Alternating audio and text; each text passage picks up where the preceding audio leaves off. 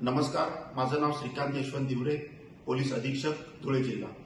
उद्या धुळे जिल्ह्यामध्ये विधानसभा निवडणुकीच्या काउंटिंगसाठी 5 काउंटिंग सेंटर्स आपण ठेवण्यात आलेले आहेत। शेवाळी फाटा Sakri, Kendriya Vidyalaya Nagaon, jail road Dhule, Kumrej road Sindkheda आणि करवंद नाका शिरपूर या 5 ठिकाणी आपण काउंटिंग सेंटर्स आपण नेमण्यात आलेले आहेत। त्या 5ही काउंटिंग सेंटर्सवर माननीय निवडणूक आयोगाच्या निर्देशानुसार आपण 3 टायर कॉर्डन सिस्टीम्स आपण तिथे नेमण्यात आलेली आहे।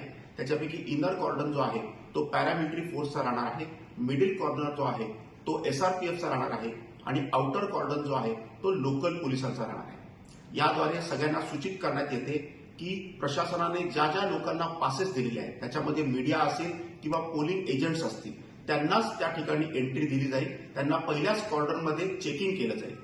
आपल्याला हेही कळवण्यात येतं की काउंटिंग सेंटरच्या आतमध्ये कोणताही मोबाईल फोन नेणे अलाउड नाहीये। त्याच्यामुळे मोबाईल फोन, कुठलेही मॅच बॉक्स, लायटर अथवा धार्मिक विधीचे सामान, हातोडा इत्यादी कोणत्याही परिस्थितीमध्ये आपल्याला अलाउड केलं जाणार नाही आणि आपण ते आणू देखील नाही।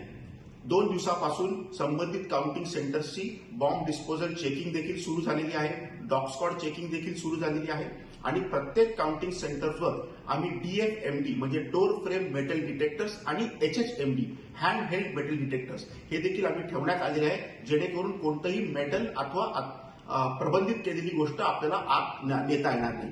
सगळ्यांना ह्याद्वारे आवाहन करण्यात येत आहे की कोणत्याही विजयी उमेदवाराने आपली विजयी मिरवणूक काढण्यात येऊ नये, त्याकरिता प्रशासनाकडून परमिशन दिली जाणार नाही।